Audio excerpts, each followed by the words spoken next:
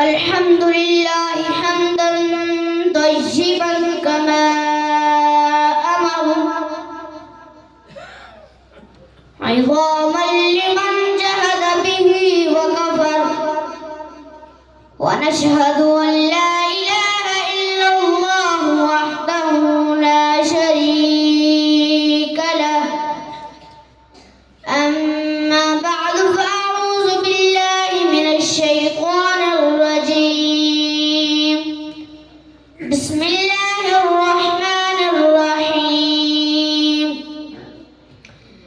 إنما يخشى الله من عباده العلماء قال النبي صلى الله عليه وسلم إنما بعثت معلما صدق الله وصدق رسوله النبي الكريم ونحن على ذلك لمن الشاهدين والشاكرين والحمد لله رب العالمين. احباب عزیز، مدارس کی تاریخ کا آغاز اسی دن سے ہو گیا تھا جس دن رب کائنات نے وعلم آدم الاسماء كلها کے ساتھ سب سے پہلے مدرسے کا افتتاح عرش معلیٰ پر کیا. پھر انسان زمین پر آیا تو مدرسہ ساتھ لے کے آیا. وقت گزرتا گیا، درس و مدرسہ قائم رہا حتیٰ کہ وادی مکہ میں قصر نبوت کی تکمیل کا وقت آ گیا. مدرسہ عروج پر پہنچ گیا. کائنات کا سردار کو سب سے پہلا سبق غار حرا میں پڑھایا گیا. باہر تشریف لائے تو انما بعثت معلما کا اعلان عام فرما دیا. وادی یثرب میں پہنچے تو سب سے پہلے ایک دینی ادارے کا صفہ کے نام سے آغاز کیا. صحابہ کا وہ عظیم دور آ گیا جسے مدارس کا سنہری دور کہا جاتا ہے. ہر طرف مدارس ہی مدارس قائم ہو گئے. کہیں جامع عبداللہ بن مسعود، کہیں جامع عبداللہ بن عباس، کہیں جامع عبید بن کعب، کہیں جامع زید بن ثابت، کہیں جامع عائشہ صدیقہ، کہیں جامع فاطمہ الزہرا، تو کہیں وہ جامع عبداللہ بن عمر جس کا سلیبس و نصاب یہی تھا. جمیع العلم فی القرآن لا غنى تكاثر عنه واصحاب الرجال. سامنے اوقات تعلیم کے سنہری اوراق شاہد ہیں.